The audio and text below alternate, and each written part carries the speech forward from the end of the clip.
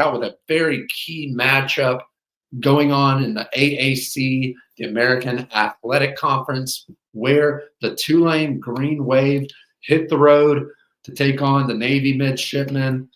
12 o'clock kickoff on ESPN2. Tulane comes into this game favored by 7 at Navy Marine Corps Memorial Stadium in Annapolis, Maryland. And Rooster, this is a very interesting game because both of these teams come in with 2 losses, and whoever comes out on top in this one probably takes the lead in the AAC and could be potentially the winner. Right there with Army. Yeah, right there with Army. So, Rooster, I'll turn it over to you with thoughts on this game and who do you have coming out on top? Well, as you mentioned, the winner of this game is going to be in the AAC championship in a couple weeks against the Army. So just imagine an armed forces battle in the AAC championship, having Army and Navy.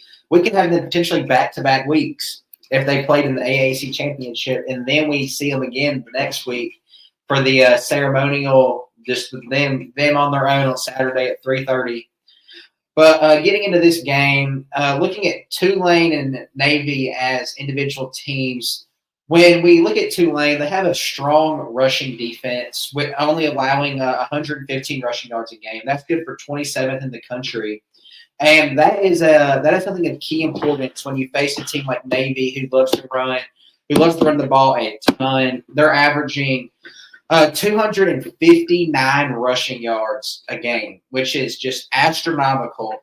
And then on the other hand, you have Tulane, who is not too far behind Navy, averaging 228 rushing yards a game, good for 10th in the country. So when I'm looking at this game, it's really going to come down to who has the stronger defense in this matchup. And when you look at the two defenses, you have Tulane at 27th, like I mentioned, but then Navy is coming in at 80th, which is a key factor in this game. The 80th rush defense against the 27th rush defense. And then another thing I'm looking at in this game with both these teams that really love to ground and pound on the offense. Another thing I'm looking at is the time of possession for each team. And Tulane is 3rd in the entire country in time of possession, while Navy is 65th in time of possession. So I'm really looking at two teams that whoever is able to run the ball better in this game, whichever defense is able to make a couple more stands, is going to win the game. So this is going to come down to the battle of Mekhi Hughes that we mentioned a couple weeks ago for Tulane, who's having a phenomenal season, averaging 120 rushing yards a game, already at 1,200 yards. And then it comes down to Horvath for Navy, who only has he has 900 yards this season. So, I mean, that's still a very, very strong number, putting up 90 yards a game. But then I'm going to take the team that has the stronger time of possession and has the better rush defense to come out on top of this game. I'm going to take the Tulane Green Wave. Well, Rooster, with this chair that you gave me, I'm going to be riding the wave as well. I keep slipping back into my seat, and I feel like I'm going to fall into the ocean here in a couple of seconds. But when it comes to this game specifically, you hit on so many great points. You mentioned Hughes at the running back position. He's got over 1,200 yards and 13 touchdowns. What's surprising, too, is both of these running backs come to this game with 13 touchdowns. Yeah. Tulane obviously has the edge with Hughes just being an absolute workhorse for that Tulane Green Wave offense. And then on the other side, you got a guy like Horvath. Look, when you've got a last name like Horvath, okay, you're going to play some good ball. And I think it's going to be no different here. Another thing I want to talk about is the quarterback play. Horvath, again, comes in, leads the team in rushing, leads the team in passing. That's no coincidence. Being at Navy, run the triple option. It's going to happen.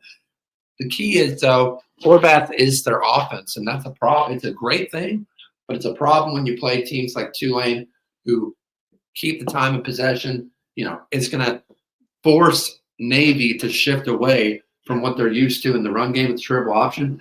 If they can control the clock, they got a chance to win this game. That's the key to victory for Navy. If they cannot control the clock and they fall behind because Tulane hold on to the ball and their slower pace, well, that's kind of a catch-22, right? Because Navy loves to run the clock too. They're going to have some issues. They're going to have to be forced to throw it more. As you mentioned, for the whoever has the stronger possessions, we can Navy's approach to this game is going to be very similar to Army last week against North Texas. We saw Army have a 14-minute drive, and then North Texas follows it up with a 30-second drive. Yeah. So if Navy can have these long 15-minute drives that take up a full quarter, and then Tulane and their high-powered offense is able to hold them to a 3-and-out, you have Navy looking at potentially only giving Tulane 2 touches the entire half. Yeah, I mean it's going to be an interesting game, but in the end, I'm going to take the Tulane Green Wave as well. I think their run game is strong, and I think Navy's going to have to rely on Horvath a little bit too much in this one. I'm going to go with the Green Wave. I'm probably catching a wave here in a minute because I keep slipping in this chair. But let us know down in the comments who you think is going to come out on top in this key AAC matchup between Tulane and Navy come Saturday, 12 p.m. on ESPN2.